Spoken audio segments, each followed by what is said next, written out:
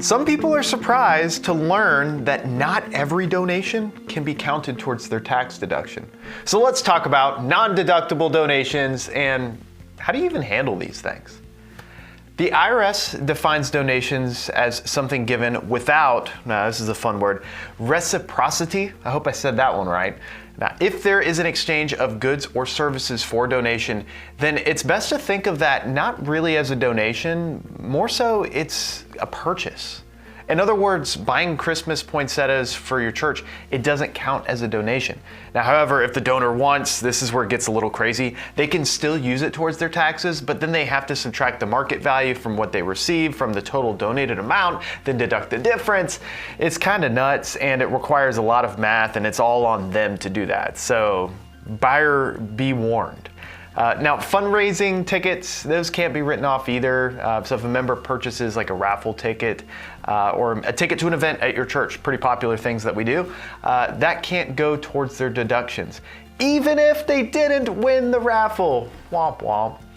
Benevolence or love offerings. Now this can get a little bit tricky, and this is actually something we see a lot happening with churches where you have many times a donor, they want the money that they gave in a special offering to help a family in need, and they want that to be included with their statement.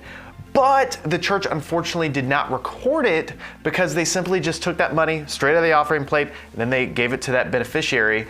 So that doesn't count as tax deductible unless the church first recorded those donations, then placed the money in a designated fund, then passed that money along to the recipient. Now there's a paper trail, and this is what's key. When you have a paper trail, then you can consider things like those love offerings tax deductible. Now, I know it may sound a little obvious, but it's worth clarifying. Pledged amounts, they're not tax deductible. So if a donor, let's say, pledges $10,000 but only gives $7,000, then the donor can only write off that $7,000 of what they've actually given, not what they planned on giving. Now you should still record these non-deductible contributions. In fact, you record them just like any other. In ChurchTrac, when you're recording a donation, you have that little option here, deductible, yes or no. And so if a if in a situation where someone's donating and it is not deductible, you just select no. That way your church still has the record of the income and all the relevant categories associated with it. So that way it just shows up properly in your reports. This donation won't display on a donor's giving statement though, because it's not tax deductible. So that is how you handle non-deductible donations. If you have questions, you can always just send us a support ticket or visit churchtrac.com/support. We'll see you in the next pro tip.